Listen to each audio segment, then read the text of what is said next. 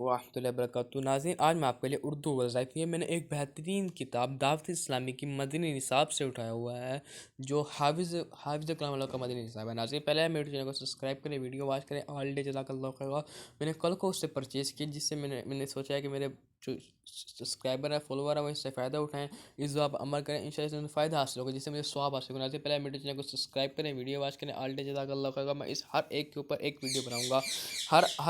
ہر ورد کے اول اور آخر کی ایک بات روشی پڑھ لیجئے۔ فائدہ ضائع نہ ہونے کی صورت میں شکوہ کرنے کے بجائے اپنی کوتاہیوں کی شامل تصور کیجئے۔ اللہ تعالیٰ کی حکمت پر نظر رکھے۔ هو اللہ الرحمن۔